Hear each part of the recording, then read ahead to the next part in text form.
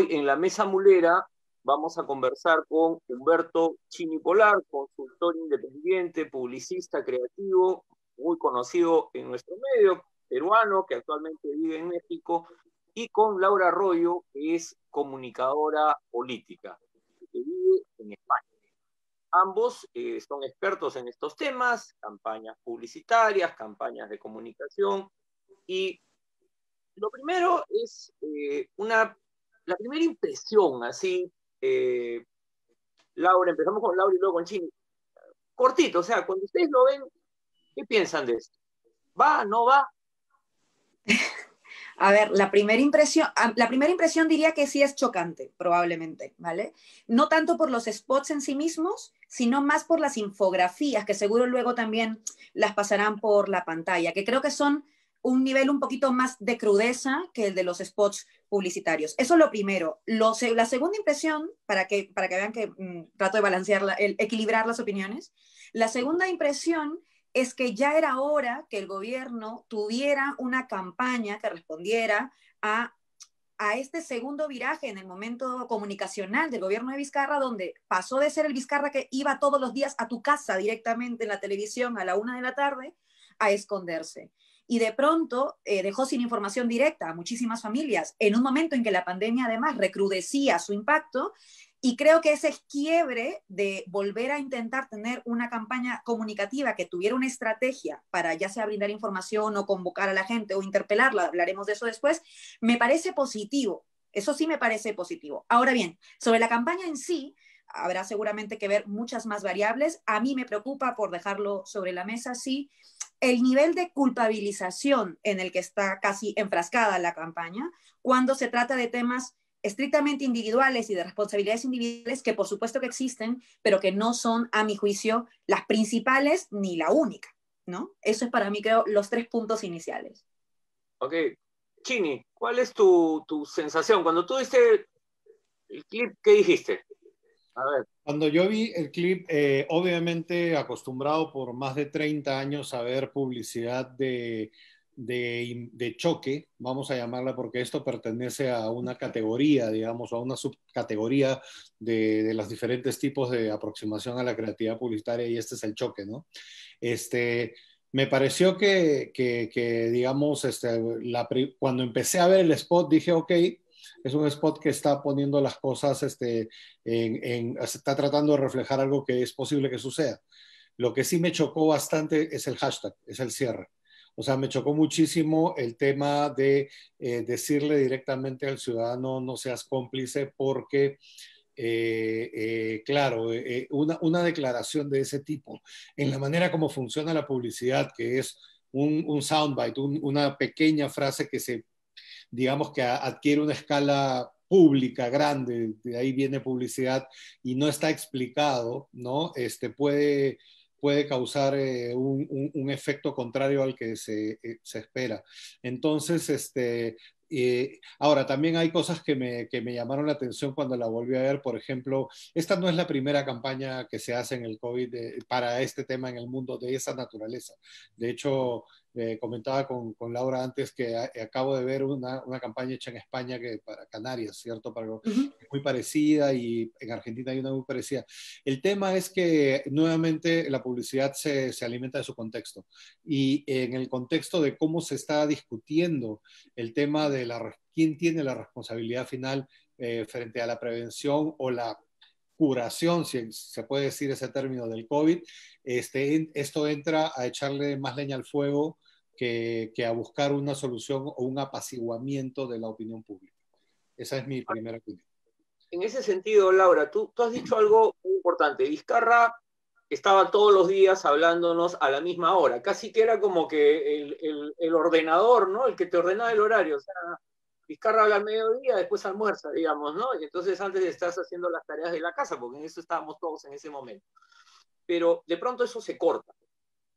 Pero a lo largo de todo, del Vizcarra diario, interdiario, semanal, Vizcarra siempre ha tenido un discurso de esto es una guerra, que también en otras partes se dice, ¿no?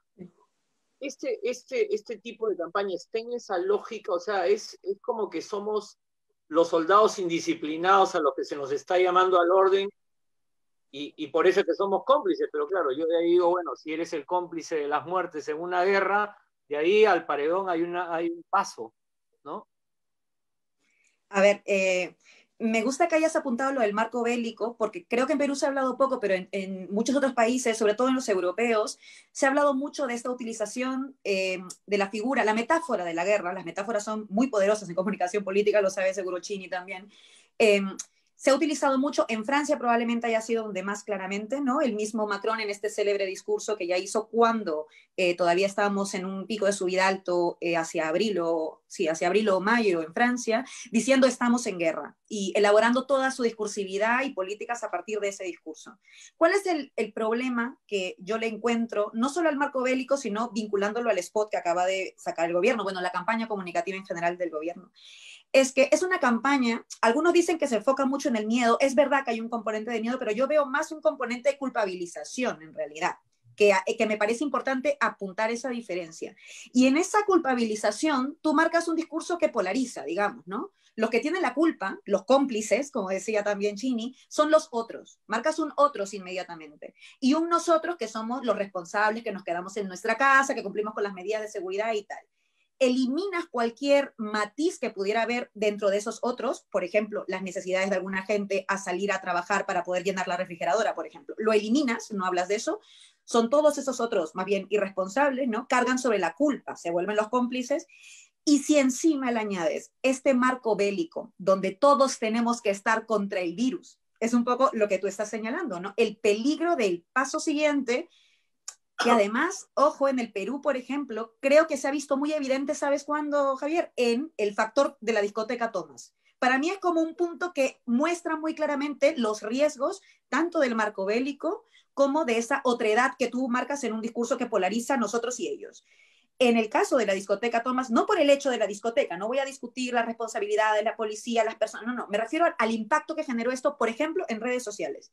Tú veías inmediatamente el factor culpabilización de una manera, vamos, en una ebullición tremenda, y aparte, mucho discurso de odio, ojo, a partir de una estigmatización social muy evidente. Era en Los Olivos, etcétera, etcétera. Entonces, esos condimentos juntos, antes, porque esto ocurrió poco antes de que saliera, casi una semana antes, si no me equivoco, de que saliera la campaña, a mi juicio, debió ser motivo para volver a sentarse los encargados de esta campaña, a ver, en verdad este es el mejor momento, luego de lo que acabamos de ver en redes, de la reacción que está viendo, ya una polarización social, para salir con un discurso de este tipo que culpabiliza y que polariza, yo creo que eso es algo que debió ponerse sobre la mesa y que intuyo no se puso. Y como digo, el marco bélico ahí opera con mucho peligro. Yo el marco bélico lo entendía, entre comillas, en el 11S, por ejemplo. El 11S fue una situación de marco bélico tremendo, no lo digo yo, lo dice, por ejemplo, George Lakoff en el célebre libro No pienses en un elefante blanco, ¿no?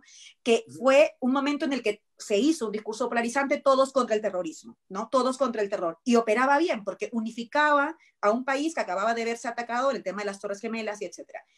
Pero en este contexto de pandemia, cuando ya hay de por sí mucho temor, mucha incertidumbre y ya hay una polarización social por un montón de razones que no tienen que ver solo con la pandemia, sino con, yo qué sé, desigualdades estructurales, etcétera, etcétera, creo que no es acertado. Ahí es donde creo yo que comete el principal error esta campaña del gobierno. Chini, Laura planteó el tema de los matices, ¿no? O sea, acá blanco y negro, pero yo me estaba preguntando, en términos publicitarios, ¿no? Como tú has dicho, tú has hecho muchas campañas y conoces todas las campañas que hay por todas partes, pero en un contexto como este, ¿es posible establecer esos matices? ¿Cómo se establecen esos matices en un contexto donde estamos en una lógica de vida o muerte? Sí, o sea, es una pregunta compleja e importante porque la publicidad por definición trabaja con la síntesis, ¿no? Trabaja con simplificar a veces a un grado que a muchas personas pensantes les parece hasta ridículo, verdades muy complejas. Pero bueno, la publicidad funciona así, la publicidad proviene de la publicidad y la propaganda, que es distinta, pero que es la difusión de ideologías a través de comunicación. Ambas funcionan simplificando las cosas y efectivamente en la simplificación los matices mueren, ¿no? Los matices se ven afectados.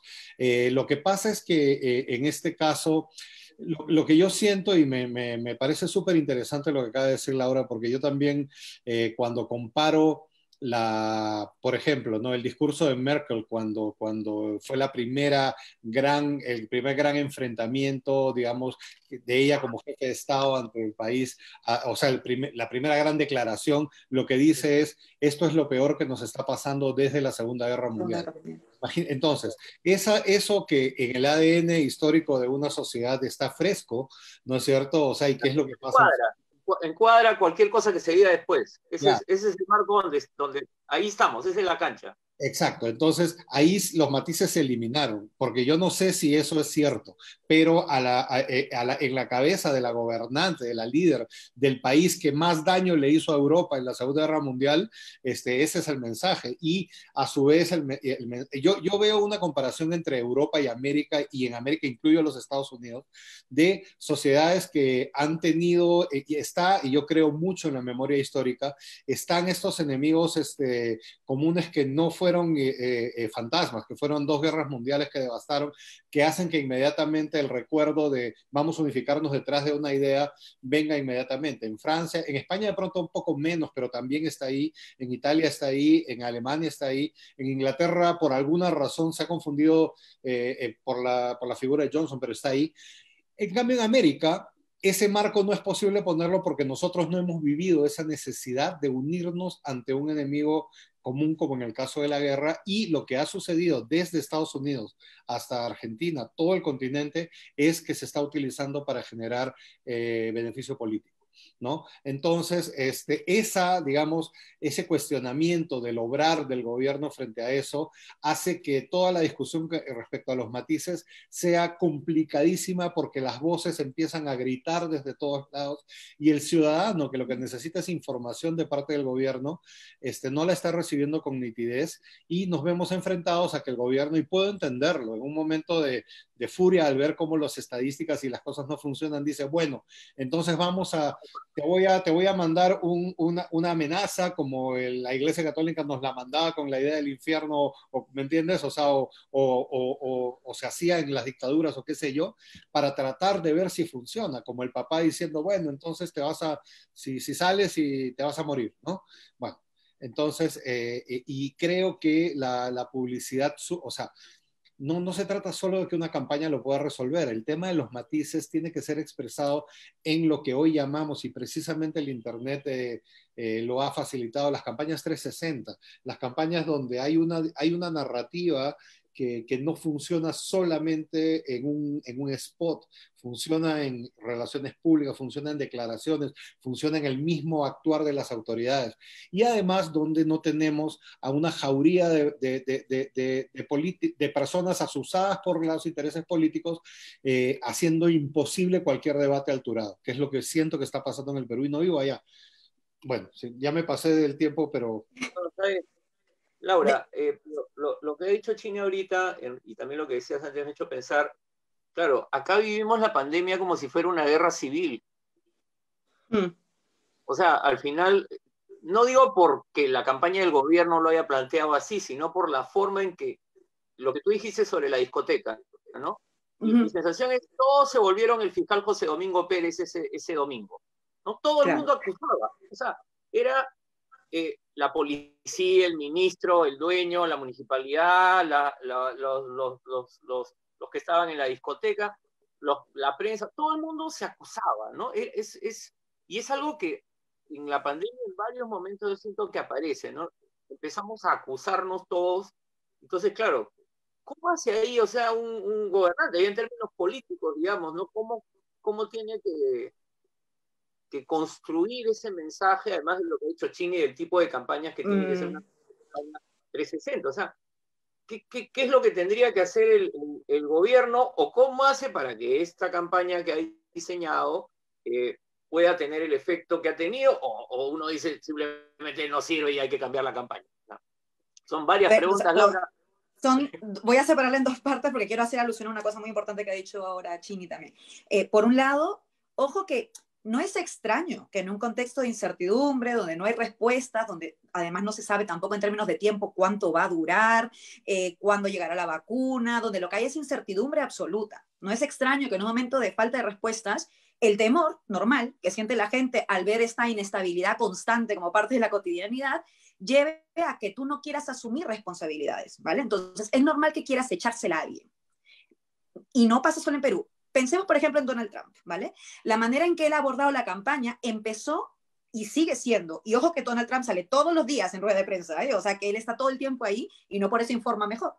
Y sin embargo, él empezó diciendo virus extranjero. Marcó rápidamente el otro al que hay que echarle la culpa. Luego lo volvió virus chino, que era todavía más acotado, para con eso pulsionar cierta xenofobia por un lado, pero por otro lado impulsar lo que es su campaña personal y que también lo vemos con Bolsonaro en Brasil, que es la negación del virus, ¿no? Que es como no existe. Es un invento de los chinos y la vacuna y el 5G y no sé qué. Bueno, que digo que es algo muy fácil encontrar el otro culpable. Del mismo modo en Perú, claro, tú no quieres asumir que tú eres el responsable completo de lo que está ocurriendo. Entonces necesitas echarle la culpa a alguien. Esto puede ser al gobierno, puede ser a la persona que sale de su casa, incluso a la persona que necesita salir de su casa por razones obvias, en fin, necesitas echarle la culpa a alguien. Yo por eso decía que el factor Thomas es muy elocuente sobre esta necesidad de no asumir, por un lado, tu parte de responsabilidad, pero además de no ver la foto compleja, ¿no? Lo que decía un poco Chini también, es muy difícil pillar los matices en un momento de desesperación y de miedo. Es normal también eso. Y la publicidad sola, la comunicación política sola tampoco puede. Esto es una cuestión mucho más amplia, mucho más compleja, donde también tendrían que participar los medios de comunicación, donde también tendría que participar la sociedad civil, la academia, etcétera, etcétera. Es mucho más complejo. Por eso digo que no es ni tan raro ni tampoco tan anormal, y que estemos preparados porque esto va a repetirse en todos los países. En España también estamos viendo una gran campaña de despliegue de negacionismo que está poniendo el acento, por un lado, sí, en los chinos y las vacunas, pero por otro, en el gobierno directamente, porque están yendo, hay marchas en contra de las mascarillas, para que se imaginen cómo es esto, ¿no? Entonces, ¿por qué? ¿Porque realmente están en contra de las mascarillas? No, están en contra de cualquier medida que haga el gobierno. Entonces, ese es su culpable, ¿no? O sea, Claro, ese es el culpable que marca. O sea, los discursos que se construyen se convierten en parte de la pelea política normal que hay en cualquier país. O sea, sea Trump, chino, o sea, lo que, o sea, con la irresponsabilidad que esto significa. Por eso digo, o sea, el problema es que yo puedo entender, mira, puedo entender que ya es difícil decirlo para mí. Puedo entender que en el juego de la política a veces casi todo valga. Lo puedo entender.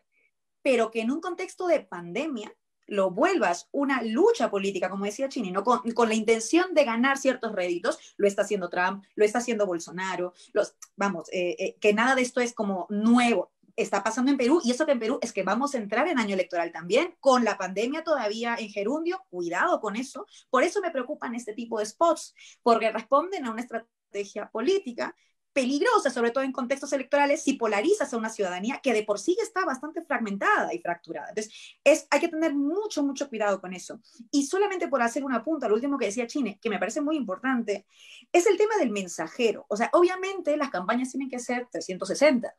Tú tienes ahí ministros, portavoces, técnicos, el mismo presidente, yo qué sé, tienes un montón de espacios y sin embargo lo que hemos visto como parte del mensajero gubernamental, incluso tras esta campaña, es una contradicción tremenda entre Pilar Macetti, que nos dice que los asintomáticos no contagian, y los que acá te están diciendo que no seas cómplice y ni se te ocurra salir de la calle. Hay un abismo de contraste. Entonces, ¿hasta qué punto esa contradicción suma a esta campaña? Pues todo lo contrario, deslegitima al mensajero, y cualquiera con dos dedos de frente que haga un poquito de reflexión dice, hombre, el gobierno también está siendo cómplice entonces, porque está siendo totalmente contradictorio con su mensaje.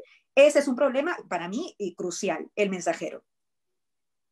Ahí, una cosa, Chini, yo he escuchado, primero fue el ministro de Defensa, creo, y ayer el presidente Vizcarra, en una conferencia de prensa, anteayer, perdón, ya se me va el día en que habló, muy larga, señaló que esta campaña era dirigida a los irresponsables, ¿no? Y dijo que son una minoría.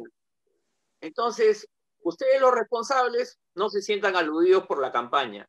Claro, cuando ya empiezas a traducir tanto una campaña, hay un problema con la campaña, ¿no es cierto? Entonces ahí ¿por dónde es que debería ir, digamos, esto no te estoy pidiendo que empieces a asesorar al gobierno, pero ¿por dónde tendría que ir el mensaje principal, ese marco que tú has señalado? Porque claro, nos pueden decir, esto es lo peor desde la guerra con Chile, pero eso no necesariamente moviliza a mucha gente que es demasiado lejano, quizás, Claro. ¿no? Y el conflicto armado interno es una cosa sobre la cual estamos totalmente polarizados en el Perú. Entonces, ¿por dónde es que tendría que ir ese marco en este momento? Pero no estamos al comienzo, estamos en un momento donde además Lima es quizás la región más complicada de manejar, además, ¿no? Totalmente. Mira, yo creo que empezaría diciendo que ahorita estamos viendo este fenómeno fascinante de que, bueno, es triste, pero a la vez desde la comunicación es fascinante, de cómo la incertidumbre en un periodo cortísimo, 6 meses, ha hecho que la manera de manejar esto cambie casi que de mes a mes o de semana a semana, ¿no es cierto? O sea, en todos los países hemos visto mensajes que empezaron por un lado y después se fueron para otro, puntas de, o sea, globos de ensayo que se lanzaron en comunicación y que no han funcionado, etcétera. A mí me parece que hace falta una narrativa y soy el primero en cuidarme mucho de no criticar a mis colegas publicistas por hacer campañas porque sé lo difícil que es hacer una campaña, sé lo difícil que es tomar una decisión y apretar el botón para que algo salga, ¿ya? Pero yo diría que, y de pronto voy a sonar un poco simplista, el marco sobre el que nosotros deberíamos trabajar para mí tiene que ver con el concepto de estamos juntos en esto, más que eres cómplice o no lo eres. O sea, esto no es algo que pueda resolver ningún estadista, no es algo que pueda resolver, es algo que nos agarra, para usar una metáfora un poco ruda, pero con los pantalones abajo en términos de infraestructura de salud, en términos de movilización popular, en muchas cosas, y que viene a desnudar. O sea, creo que tanto en la vida personal como en la esfera pública, la pandemia ha venido a revelar algunas cosas que no están funcionando y que no van a funcionar, que son estructurales de cómo estamos, desde trabajar en casa o trabajar en una oficina, que ya nos dimos cuenta que es lo mismo, hasta cosas que tienen que ver con, puedes acusar a quien sea, pero esto es un virus. O sea, esto es un virus que no se resuelve o culpando a nadie. Entonces, y yo cuando hacía mi intervención anterior decía que es triste que de verdad los intereses políticos le metan tanto ruido en medio a algo que debería ser más solidario en términos de por lo menos bajarle el volumen a nuestras ambiciones políticas personales y tratar de construir una idea colectiva, porque es lo que pienso que podría empezar por decirle a la gente, irresponsables o no, esto es más grande que las voluntades. Esto tenemos que como especie, casi como especie humana, sentarnos juntos y pensar juntos en esto. Ahora, hay una preguntita, Chini, porque yo siento que al presidente le cuesta mucho mencionar la palabra organícense. El presidente siempre habla, organízate, lávate las manos, ¿no? Y además entiendo que es un tipo de comunicación, pero decirle a la gente, organícense, que a algunos nos puede salir muy fácil, hasta el primer ministro, que es militar, le sale más fácil. Al presidente no le sale plantearlo así, Claro. ¿no? Es que la verdadera palabra es organicémonos, no es organícense. Exactamente, es el nosotros, totalmente. Claro, por eso, pero entonces es como que es como una mirada o desde arriba, ¿no? O desde el costado, pero siempre como que yo digo lo que tú tienes que hacer. Claro.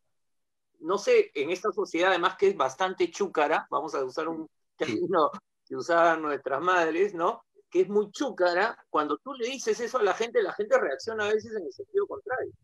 Sí, o sea, y te puedo decir, organízate tú, ¿no? Organízate tú que eres mi papá, ¿no? O sea, yo pienso que tiene que ver con que, yo no lo sé, no me voy a poner a hacer psicoanálisis del señor presidente, pero, hay un tema de legitimidad, hay un tema bueno, aparecí en la presidencia y no soy el verdadero líder de este pueblo y todos los días la oposición me lo recuerda, ¿no? O estoy al final de un proceso donde efectivamente voy a dejar otra cosa. Es decir, o sea, claro, sería muy diferente un presidente empezando su periodo que se enfrenta con esto y dice, ok, voy a tomar el liderazgo de esto, o una presidenta, vuelvo a poner el ejemplo como Merkel, que es como su última gran acción pública con la que se encuentra antes de dejar un legado, ¿me entiendes? Pero tiene un tiempo para, o sea, siento que tiene que ver con eso, o sea, estoy de acuerdo en que el organícense revela de alguna manera sí, pero no. O sea, sí es un problema de todos, pero yo no me voy a hacer cargo de ti. Y claro, no, tú no le puedes decir organícense porque la respuesta es, ¿y cómo nos organizamos si Exactamente. esto es un despelote? Este país es un despelote, ¿no? Es que yo creo que esa es la clave. También hay una cuestión, ¿no?, ideológica, bueno, por lo menos estratégica detrás. En el momento en que tú asumes que tú también has de organizarte, tienes que asumir una serie de responsabilidades con eso que anuncias. Si tú dices, organicémonos, la gente te puede decir, venga, va, muy bien, entonces debemos quedarnos en mi casa, entonces, ¿por qué nos dejas salir a los centros comerciales? ¿Por qué los has abierto? O vale, ya, yo me tengo que quedar en mi casa, no puedo visitar a mi abuelita ni nada, pero entonces, ¿por qué abres los vuelos internacionales ahora en octubre cuando dijiste que iba a ser a mediados del 2021? Vale, yo me quedo en mi casa y no soy cómplice, pero entonces, ¿por qué? Porque eso organicémonos supondría que también desde la acción de gobierno y por supuesto desde el presidente, porque hay que decir que durante la pandemia todos los presidentes y presidentas del mundo han cobrado el principal protagonismo. Entonces, claro que él tiene el principal protagonismo, porque es la gestión de la pandemia. Entonces le van a decir, entonces, ¿por qué tú no estás cumpliendo con tu parte? Creo que eso es también un problema que él no quiere ni enunciar porque se vería obligado a ello. Y también creo que ese es su mayor error. Lo apuntaba yo en un análisis que hice justo a raíz de esta campaña el lunes, en la línea de lo que decía justo Chini, que es que yo sí creo que los marcos actuales a los que deberíamos hacer referencia desde la comunicación, la política, vamos, en general, los marcos discursivos de fondo deberían operar en clave colectividad, unidad, estar juntos, el nosotros, yo te cuido, tú me cuidas, y creo que, ojo, mira lo que voy a decir, que yo no es que sea principal simpatizante del gobierno, pero es que me parece importante señalarlo, Vizcarra hubo un momento en que lo hacía. Ojo, yo me acuerdo cuando, antes del Día de la Madre, dijo muy claramente algo como, no nos abrazamos hoy para abrazarnos pronto o mañana o no sé cuánto, y estaba aplicando ese marco de colectividad, de unión, de sacrificio mutuo para conseguir algo entre todas y todos, etcétera. Y luego esto es que ha tenido un giro brutal justo cuando la pandemia empieza a ponerse más cruda en el Perú. Y yo creo que ahí es como también una contradicción en sí misma, cambió de una estrategia a otra. Hay gente, lo digo a partir de comentarios que he recibido también por este análisis, que me dicen, Laura, ojo, en pandemia que estamos en crisis o en guerra, como quieran ponerlo, no es el momento de apelar a valores que los peruanos no tenemos. Eso es un clásico, ¿no? Me dicen, los peruanos de por sí no somos de unidad, no somos de andar juntos, no somos de fraternidad, de solidaridad, no somos franceses, básicamente. Entonces, es verdad que hay una serie de valores de colectividad que en el Perú podemos no tener instalados y que tiene que ver con largas políticas que han apuntado a la individualización del todo, ¿vale? Pero bueno, eso podemos hablar en otra oportunidad. Pero ojo, no hay mejor momento que las crisis, cualquiera de ellas, para cambiar los marcos sociales. Esa es la parte que es como que estamos olvidando. Justo es en las crisis en las que los nuevos marcos discursivos pueden entrar a operar, porque los sentidos comunes se desplazan. Por ejemplo, antes de la pandemia, a ver quién iba a cuestionar que las clínicas privadas eran lo mejor del mundo mundial. Claro. Nadie en Perú. Y de pronto viene la pandemia y odiamos a las clínicas privadas. Porque hemos visto el abuso que no han hecho en la pandemia, que han hecho siempre las clínicas privadas. Claro. Entonces, claro, los sentidos comunes se desplazan. Este es el momento en que podríamos meter nuevos marcos que luego impulsen nuevos valores cívicos de colectividad, de unión, de compatriotismo, que es otra cosa que a veces nos falta, de cara al bicentenario. O sea, tienes un montón de elementos que podrías utilizar para ese marco discursivo. Entonces, no caigamos en el no es momento. Creo que es importante justamente entender que este es tal vez el único que tendremos, porque luego de la pandemia esperemos que no nos toque 7 plagas más, ¿no? Entonces, este sería el momento para lograr operar nuevos marcos sociales. En ese sentido, dale, porque estamos ya cerrando, digamos, pero solo quería decir una cosa. Claro, estaba recordando una lectura sobre Churchill, y siempre se habla de Churchill, pero sus biógrafos bien explican que no solo es que los ingleses tenían ciertas características, sino que él convenció a Inglaterra de que tenían una misión que cumplir, o sea, construye una nueva narrativa en un país que tenía una crisis política muy grave y que se había quedado solo, digamos, ¿no? Pero claro, para eso tienes que tener ciertas características, o sea, y los presidentes juegan un rol clave, ¿no? Tú ya has hablado de eso, pero ¿tú crees que en el contexto, y ahí era mi última pregunta para los dos en realidad, en el contexto electoral que se nos viene, vamos a poder encontrar una narrativa o más bien va a ser la multiplicación de estos discursos contrapuestos y unos acusándonos a los otros de ser los cómplices o los responsables? Esa es la pregunta un poco final, pero dale con la reflexión que querías hacer. Sí, bueno, te la respondo de una vez porque tiene que ver. Yo tristemente pienso que no tenemos la generosidad, ni la madurez, ni la altura política en el Perú para que exista una especie de tregua en aras de un problema mucho más grande, donde estamos hablando de la vida o la muerte. No, no veo la manera, o sea, no vivo allá, pero sigo lo que está sucediendo y a veces me da mucha rabia o mucha tristeza ver que efectivamente tú ves que gente que es inteligente y que tiene perspectiva política no está actuando en favor de lo que debería haber ahorita, que es un organizámonos más que un ver desde la barrera cómo se desploma. Yo que vivo en México y tengo y por eso te decía que es súper importante el contexto, ¿no? Aquí, digamos, a Andrés Manuel López Obrador se le ha criticado y se le ha ridiculizado y ha tenido un montón de gestos, por decirlo menos, incomprensibles en el contexto de esta pandemia, pero como ciudadano de México, como habitante de México, sí te digo una cosa, hay algo que sí está flotando en el ambiente con todos los matices que puede tener un país de 130 millones de personas, que es muy complejo, pero que es algo así como gracias por hacer tu esfuerzo, o sea, el Estado diciéndole al ciudadano, gracias por hacer tu mejor esfuerzo. No te voy a poner leyes punitivas, no te voy a poner leyes restrictivas, voy a dar recomendaciones, fuertes recomendaciones, y con eso nos hemos estado moviendo, por lo menos en la Ciudad de México, ¿no? Y claro, hay casos y hay problemas, pero de alguna manera yo que también como muchos de nosotros llevo sentado en esta silla 6 meses, ¿no? Y que salgo a pasear a mis perros, sí entiendo que lo estoy haciendo como un aporte mío, ¿no? Y no es porque yo tenga mayor o menor educación, porque también los señores que venden tacos en la esquina de mi casa, que tienen un puesto callejero, han regresado cuando sintieron que podían regresar y se les ha dado el permiso. ¿Me dejo entender? Entonces, hay una narrativa y no me voy a meter a profundizar porque eso es motivo de otro tema y has visto que también la prensa ha destruido en lo que ha podido la gestión de AMLO, pero yo creo que hay una diferencia cuando tú le dices a la gente, ayúdame con esto y yo voy a ver cómo hago mi mejor esfuerzo para luchar con esto, pero estamos juntos. Y creo que está funcionando en México. Y bueno, respondiendo también a tu pregunta, Javi, yo también, al igual que Chini, no voy a decir que soy particularmente optimista de lo que vamos a poder recibir de nuestra élite política, por decirlo de alguna manera, y de la clase política en general.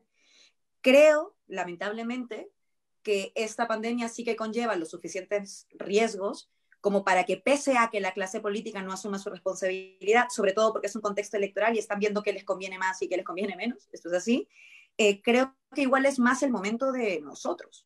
O sea, yo llego a pensar que es más el momento de nosotros, nosotras, bueno, y nosotras, claro, por una razón muy sencilla, porque nos toca directamente. O sea, de hecho, se nos va literalmente la vida en esto.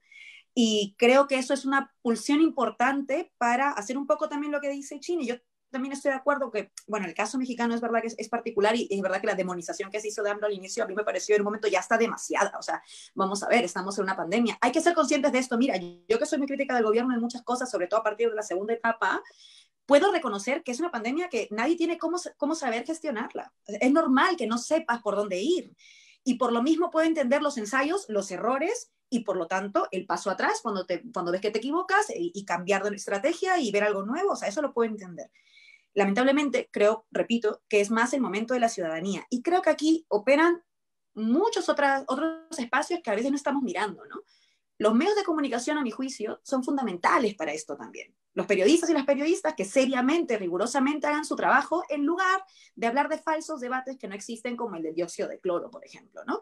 El papel también de, insisto, de influencers de todo tipo, de opinólogos y opinólogas de todo tipo. Las redes sociales permiten este alcance ahora. Entonces, asumir un poco que estamos en este momento juntas, nosotros como ciudadanía.